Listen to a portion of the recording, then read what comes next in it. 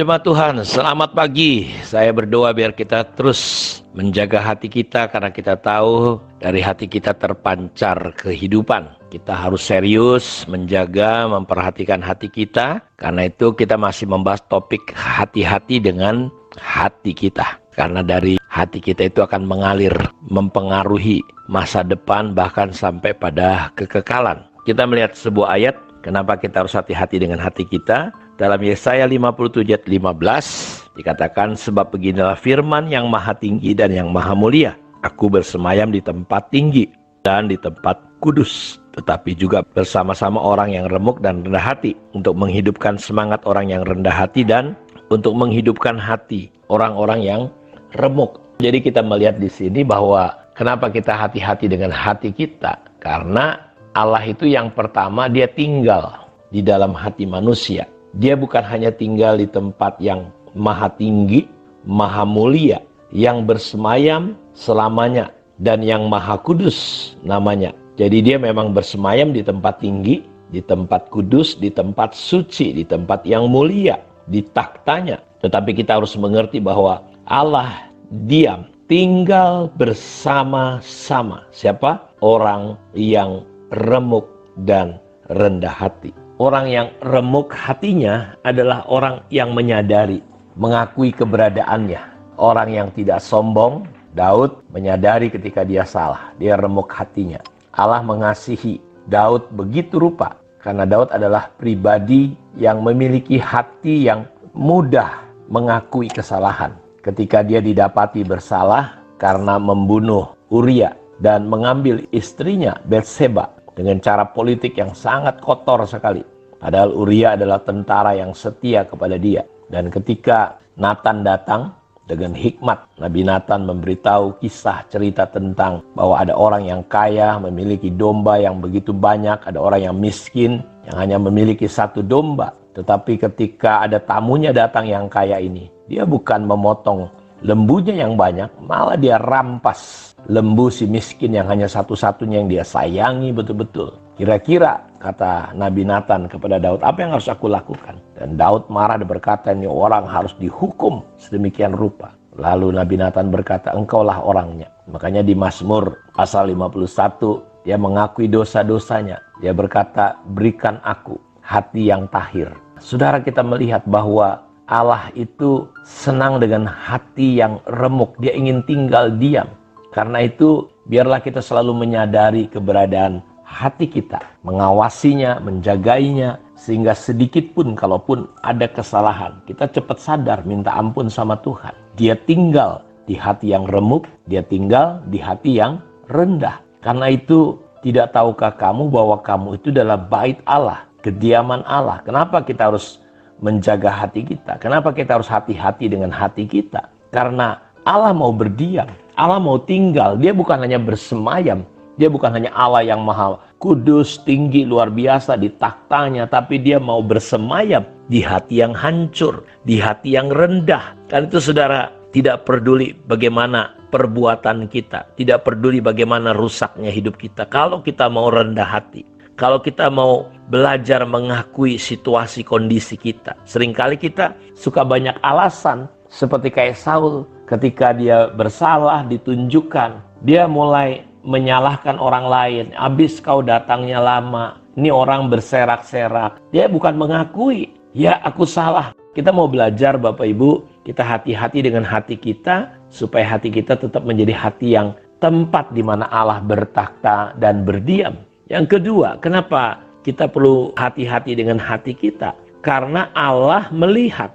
Dalam 2 Tawarikh 16 ayat 9 dikatakan, karena mata Tuhan menjelajah seluruh bumi. Lihat ya, mata Tuhan menjelajah seluruh bumi. Jadi pandangannya tertuju kepada hati manusia untuk melimpahkan kekuatannya kepada mereka yang bersungguh-sungguh hati terhadap Dia. Dalam hal ini engkau telah berlaku bodoh, oleh sebab itu mulai sekarang ini engkau akan mengalami peperangan. Jadi bagaimana saudara kita lihat sebuah peristiwa bahwa sebenarnya Tuhan tetap memperhatikan. Karena itu reaksi respon kita Karena hati kita itu akan meluap dengan kata-kata kita dan tindakan kita. Dalam kasus ini kita lihat seorang raja akhirnya dia mengalami peperangan. Padahal katanya mata Tuhan menjelajah seluruh bumi untuk melimpahkan kekuatannya kepada mereka yang bersungguh-sungguh terhadap dia.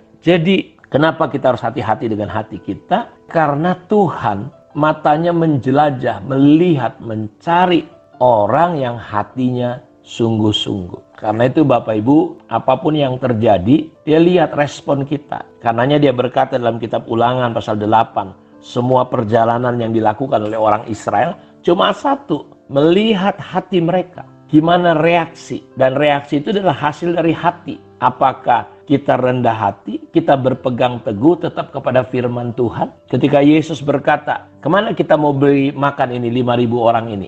Laki-laki saja. Dan dia tahu apa yang mau dilakukannya. Dia ingin tahu bagaimana reaksi murid-murid. Jadi Bapak Ibu lihat, kita benar-benar harus jaga hati. Dan itu terekspresi dari kata-kata dan perbuatan kita. Reaksi, respon kita. Karena itu kita mau belajar bahwa hati yang benar itu akan kelihatan dari kata-kata dan reaksi kita. Karena reaksi kita itu akan meluap dari hati kita. Karena itu kita harus menjaga hati-hati dengan hati kita. Untuk tetap bersih, murni, tulus, polos. Sehingga hati kita betul-betul menjadi tempat kediaman Allah. Dan dia melimpahkan segala kekuatannya kepada kita. Karena matanya tertuju kepada hati manusia. Makanya ketika ada pemilihan raja di dalam 1 Samuel 16 ayat 7. Tetapi berfirmanlah Tuhan kepada Samuel, janganlah pandang parasnya atau perawakan yang tinggi. Jadi kita manusia memang terbiasa memandang apa? Memandang perawakan, memandang penampilan. Kita melihat seseorang melihat, kita bisa senyum bagus ketika mungkin kita lihat, wah orang itu kaya dan segala macam. Tuhan lihat hati kita. Samuel juga ketika melihat Yoab, abangnya Daud, dia lihat, wah ini luar biasa ini. Tuhan berfirman kepada Samuel, jangan pandang parasnya atau perawakannya yang tinggi, sebab aku telah menolaknya. Lihat saudaraku, apa yang diterima manusia belum tentu diterima oleh Tuhan. Apa yang kita pikir baik belum tentu. Di sini Tuhan langsung berkata, aku telah menolaknya. Bukan yang dilihat manusia, dilihat Allah. Manusia melihat apa yang di depan mata, tetapi Tuhan melihat hati. Nah kita lihat, Daud kecil orangnya, saudara-saudaraku, tapi dipilih Tuhan. Karena Tuhan melihat hati Daud jauh lebih siap, jauh lebih bagus daripada hati saudara-saudaranya yang lain. Jauh lebih bagus juga dari Saul. Ketika orang mempersembahkan persembahan, Tuhan ngelihat dasar persembahannya apa? Yaitu hati. Makanya ketika Habel dengan Kain, saudara, dasar hati mereka.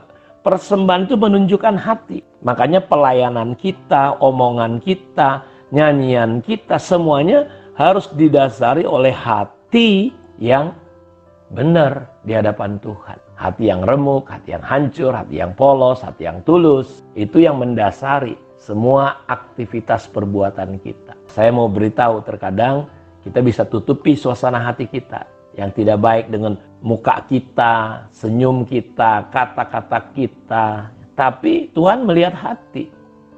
Karena itu saya mau katakan, jagalah hati saudara, waspadai hati saudara. Karena dia penipu, kata Alkitab.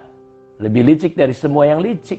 Dia bisa membawa, menjebak kita. Saya udah kasih contoh kemarin, bagaimana Saul hatinya berubah hanya dengar nyanyian. Banyak orang kalau nggak waspadai hatinya, jaga hatinya, dia justru kehilangan hatinya, di mana Tuhan ingin memberkati hidupnya. Karena hati kita akan menentukan masa depan kita, kekekalan kita, kesehatan kita, ekonomi kita, pelayanan kita. Ada damai atau tidak, itu tergantung hati kita. Kiranya Tuhan Yesus memberkati kita semua, tetap hati-hati dengan hati kita. Mari kita berdoa. Tuhan, terima kasih untuk kemurahan anugerah-Mu. Berkati semua umat-Mu, berkati semua anak-anak-Mu ya Tuhan, dimanapun mereka berada. Jamah, kuduskan, sucikan hati kami dengan darah Yesus. Dan kami belajar untuk respon reaksi kami didasari oleh hati yang benar, kudus, tulus di hadapan Tuhan. Terima kasih, kami bersyukur. Di dalam nama Tuhan Yesus Kristus kami berdoa, kami berterima kasih kepadamu. Haleluya, amin. Tuhan berkati kita semua. Shalom.